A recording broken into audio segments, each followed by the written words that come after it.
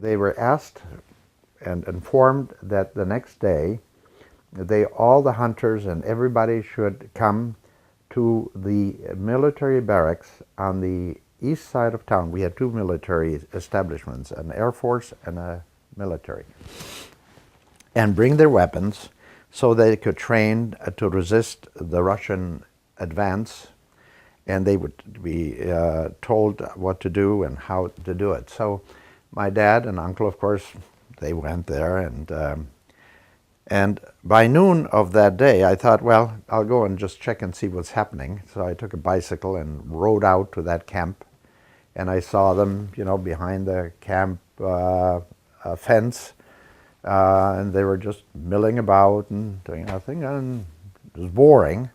So I got back on my bike and biked back home.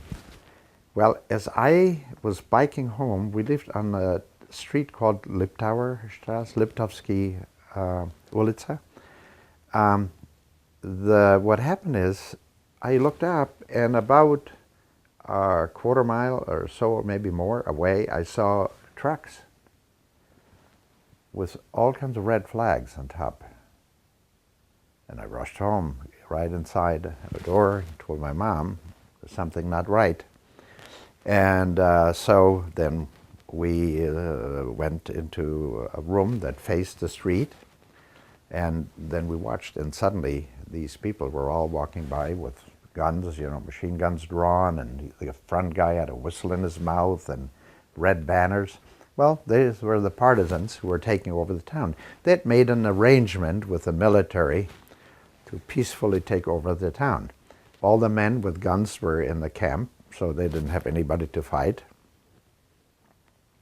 And that's how it was. That's how all the peaceful times then ended. Because what happened is that the next day, the partisans then tried to take over my hometown. These people had heard what happened in Poprad. In Kežmarok, they gotten ready, taken over the military, and with the military help, had prepared for the partisans and actually fended them off. One of my experiences as a young kid, we had, besides repairing trucks and cars and vulcanizing tires, and that's what my father's responsibility was, we also had gas pumps outside for regular gas. Well, the second day after they attacked Kežmarok, one of those tanks came back to the pump station to fill up with gas again. And there was part of a body still on the tank. Somebody had been hit. They didn't even remove and had cleaned them. They pulled just like that with that. And so there were horrific sights for a kid to be seen, at that time.